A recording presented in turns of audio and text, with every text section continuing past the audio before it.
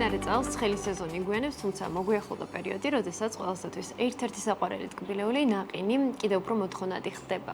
ამ მიმართულებით ბევრი ქართული კომპანია მომხმარებელს მრავალფეროვან გემოებს და არჩევანს თავაზობს. მათ შორის ერთ-ერთი ასეთი ბურატინოა, რომელმაც ბაზარზე სიახლის შემოტანა გადაწყვიტა. კომპანია 3 წელია საქართველოში ნაყინის მოყვარულებს ტაილანდურ შემწვარ ნაყინს თავაზობს. გემოების არჩევანთან ერთად მომხმარებელს აქვს საშუალება სასურველი შემადგენლობის ტკბილეული თავადვე შექმნას. სიახლეები აქვს კომპანიას და სწორედ სიახლეებზე სასაუბროდ ქალების ნარატივში ნათია ჯოხარიძე ბურატინოს დამფუძნებელი გვერდება. ნათია, მოგესალმებით, მადლობა დროისთვის და გადაცემაში სტუმრობისთვის. მოგესალმებით.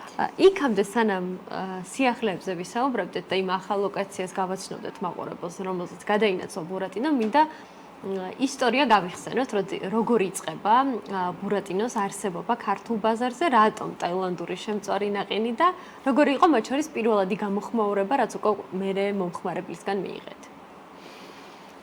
მოგესალმებით თქვენს მაყურებლებს, ჩვენს ძვირფას მომხმარებლებს.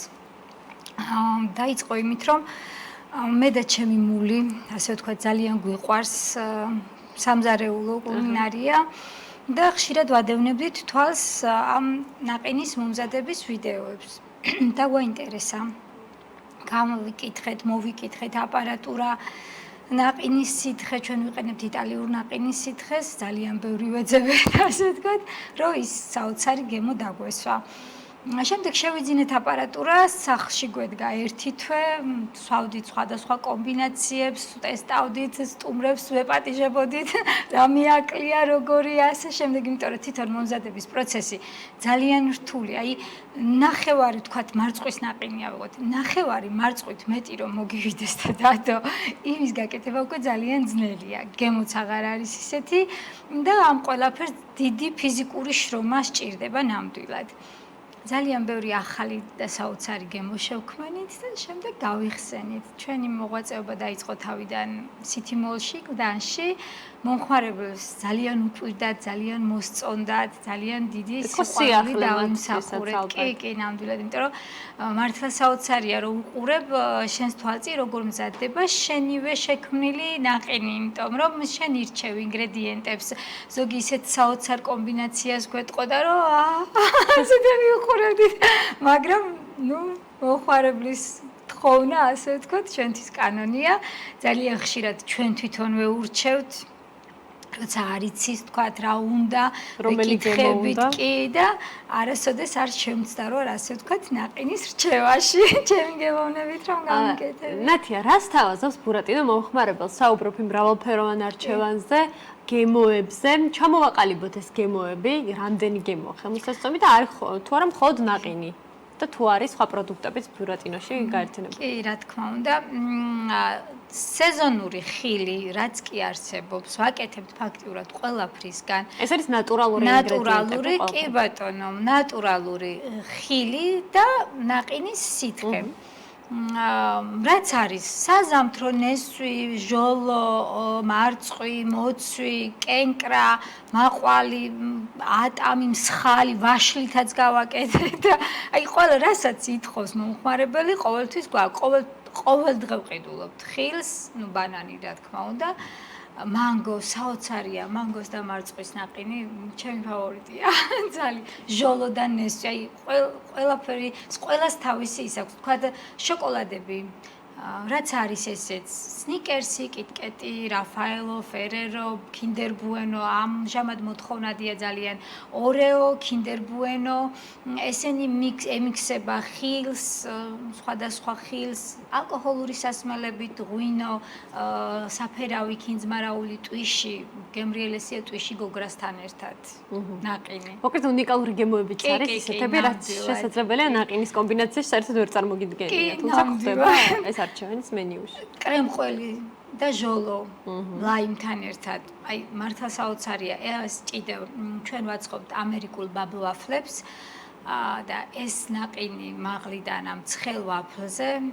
ესეც ალბათ გამორჩეულად საყვარელი კომბინაცია მომხმარებელს. ამ გემოებს თავად მომხმარებელი წყვეტს თუ თქვენ თავაზობთ არჩევანს, რომ მაგათად გაქვთ სხვადასხვა კომბინაცია და არჩევანი ამ მიმართულებით. არის მომენტები, როდესაც მომხმარებელი თვითონ ირჩევს, მაგრამ როდესაც მომხმარებელმა არ იცის, მე ვთქვათ ვეკითხებ, აი როგორი გემოები გიყვარს, უფრო ტკბილი და შოკოლადისკენ თუ უფრო მომჟაო.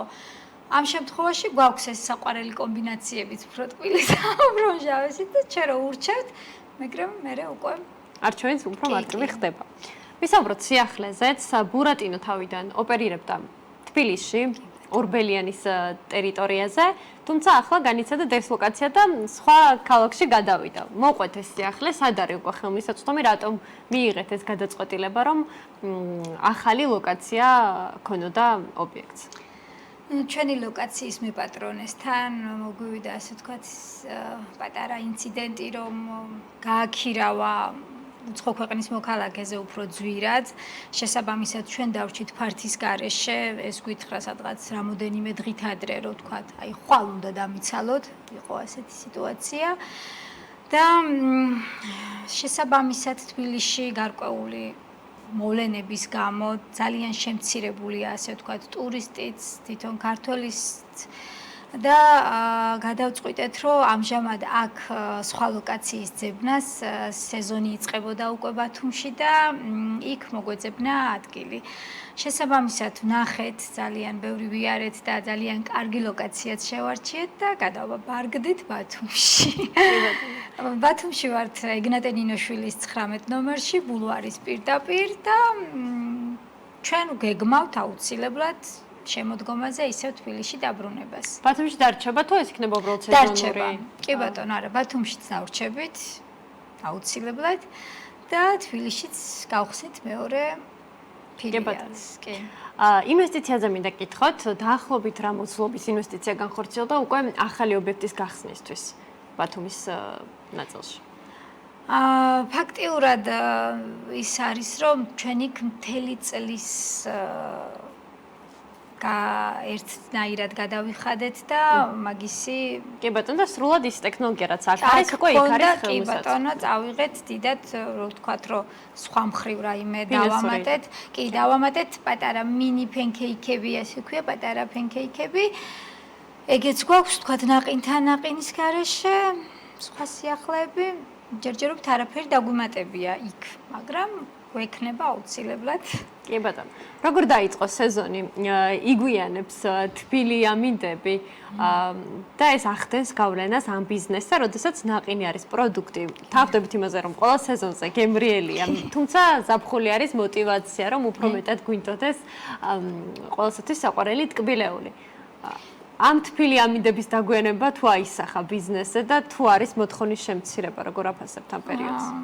რა თქმა უნდა, ეხლა მიუხედავად იმისა, რომ ძალიან ცუდი ამინდებია ბათუმში უფრო ვიდრე თბილისში, ბათუმში უფრო ციოდა მთელი აპრილის განმავლობაში, მაინც ასე თუ ისე კმაყოფილები ვართ.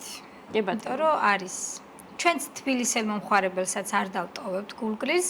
31 მაისს და 1 იუნის მეიდანზე ვიქნებით ღვინის ფესტივალში მივიღებთ მონაწილეობას და აუცილებლად როგორც ყოველ წელიწადს მთაწმინდის ფესტივალშიც მივიღებთ მონაწილეობას. ლოკაციაზეც მოკლედ იქნებით? ნაყინის ფესტივალზე კი ჯერ თარიღი არ არის ცნობილი, როდესაც იქნება ცნობილი, ჩვენს გვერდზე აუცილებლად გავაგებინებთ ჩვენს მომხმარებელს და ვისაც მოვენატრეთ. აუცილებლად დარწმუნებული ვარ, ბევრი მომხმარებელი ესტუმრება ნაყინის ფესტივალს ბურატინოს გამო. ნათია, ვინ არიან ძირითადად ბურატინოს მომხმარებლები? როგორი ადგილობრივების და ტურისტების წილი? თუ გსტუმრობენ მათ შორის საერთაშორისო ვიზიტორებიც?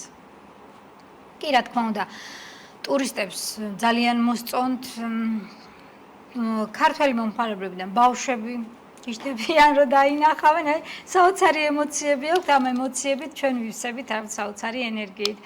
ბავშვების, დიდების ძალიან მოსწონთ, აი მიცით როგორი ნაყინი გვაქვს საგანა, იმიტომ რომ ჩვენია ერთხელ რომ გასინჯავთ, მერე სულის ნაყინი და მართლა ძალიან გემრიელია და დიდებიც ძალიან კმაყოფილები არიან და უყვართ.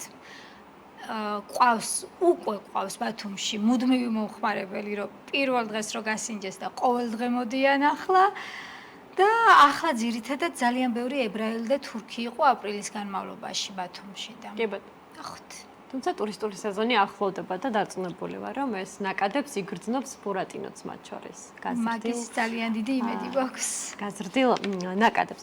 რა ხდება ხოლმე ზამთარში, როდესაც არ არის ესეთი კლიმატური პირობები და ყველა არ არის ნაყინის ჭამის ხასიათზე, ამინდიდან გამომდინარე. როგორია ხოლმე მოთხოვნა და ამ პერიოდში ბიზნესი როგორ ოპერირებს? ამ პერიოდში ჩვენ გვაქვს ცხელი დესერტებიცაც, ასე ვთქვათ, კრეპები, ფრანგული კრეპები, ძალიან გემრიელი, ისევე ძალიან ბევრნაირი შიგთავსით თვითონ კრეპის სახეობებიც გვაქვს, ბროწეულის კრეპი, განსხვავებული და გემრიელია ნამდვილად. და ცხელი შოკოლადი, გლინტვეინი გვაქვს ხოლმე საოცარი, ამბობენ რომ ასეც გემრიელი არსად გავსინჯოთ, ნამდვილად და ასე ვთქვათ, ზამთრის სეზონიც ასე გადაგვაქვს, იმიტომ რომ ნაყინის მომხმარებელიც ბევრი გვყავს საკმაოდ ზამთარში. ხო, თითქოს ეს კულტურა წყალიბდება რა ყველა სეზონზე. მე თვითონ პირადად ზამთარში უფრო მიყვარს ნაყინი, რატო არ ვიცი. ზამთარში უფრო გვენატრება მგონი. ხო, ალბათ. და ესეც აისახება მე უკვე ჩვენს სამომხმარებლო ქცევაზე. მოკლედ, ბათუმში მომხმარებელმა კარგად მიიღო ბურატინო, ხო, შეგვიძლია ვთქვათ, რომ მოყვა ის მოლოდინი და გამოხმაურება, რასაც ელოდა. კი, ნამდვილად. რამდენ ადამიანს ასაქმებს უკვე ბურატინო? ჯერჯერობით სანამ სეზონი დაიწყება, ვართ სამნი ჩვენ ბათუმში რომ გადავედით, შემოგვიერთდა ჩვენი მეგობარი ნინო და ამ ეტაპზე ვართ მხოლოდ მე, ინგა და ნინო. და ჯერ ჩვენ ვუმკლავდებით, ასე ვთქვათ, და სეზონი რო დაიწყება, შემდეგ უკვე აუცილებლად ავიყვანთ თანამშრომლებს, რომლებიც აგვეხმარებიან ამ ჩვენ საქმიანობაში. კი ბატონო. ნათია, თქვენი შეფასებით, რამდენად გაამართლა ბურატინოს იდეა? რამდენად თვლით, რომ 3 წლის წინ მიიღეთ სწორი გადაწყვეტილება ამ ბიზნესის წამოწყების, აი ბიზნესურად, ფინანსურად, რამდენად არის ის შედეგები, რისი მოლოდინიც გქონდათ? ვიცით რა არის, ძალიან ბევრი შრომა სჭირდება, ძალიან დიდი შრომა სჭირდება და რომ ვთქვა, რომ ძალიან დიდი მოგება მოიტანა ამ შემთხვევაში ჯერ არა. იმიტომ რომ ჯერ ვცდილობთ ეს ბიზნესი ცოტა წინ წავწიოთ და ასე ვთქვათ, ნაბიჯებს გავს შეიძლება ითქვას სტარტაპი. ვთქვათ, ძალიან ბევრი სტარტაპი ვიცით რომ გრანდიოზულად გაიხსნა, დაიწყო, მაგრამ უკვე დაიკეტა. ვინც ვთქვათ, ერთად მოვდიოდით და ჩვენ ჯერ კიდევ რომ ბაზარზე ვართ, 3 წელია, ალბათ ეს უკვე ბევრ რამეს ნიშნავს და ველოდებით. უფრო დიდი მოლოდინი გვაქვს, რომ იქნება და გაამართლებს, მაგრამ ამ შემთხვევაში ჯერ მყარად ვდგავართ და მივიწევთ წინ.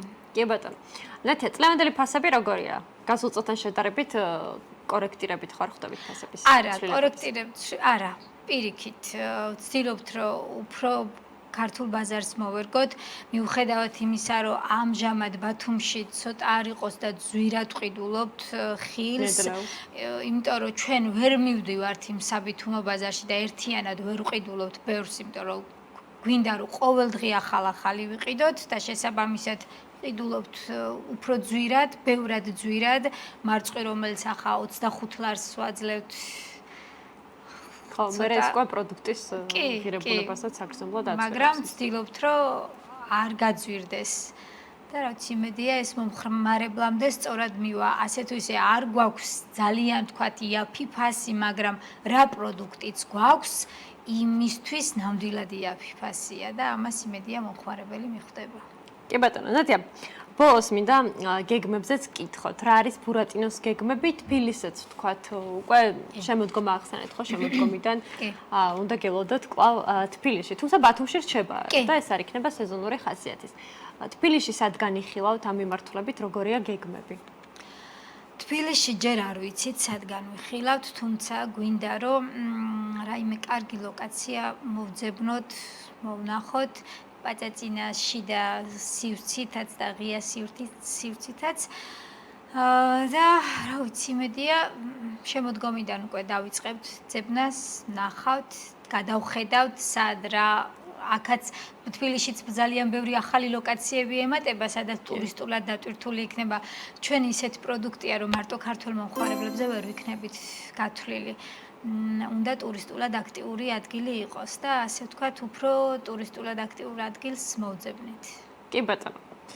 მადლობა ძალიან დიდი გადაცემაში სტუმრობისთვის, წარმატებები კომპანიას და გელოდებით უკვე თბილისში დაბრუნებულებს ბათუმის ცხელი და აქტიური სეზონის შემდგომ. თქვენც გელოდებით ყველას ბათუმში დასასვენებლად რომ ჩამოხვათ. შემოგიაროთ ნაყინებს. აუცილებლად. მადლობა სტუმრობისთვის. ნათია ჯოხარიძე, ბურატინოს დამფუძნებელი იყო ჩვენთან ერთად.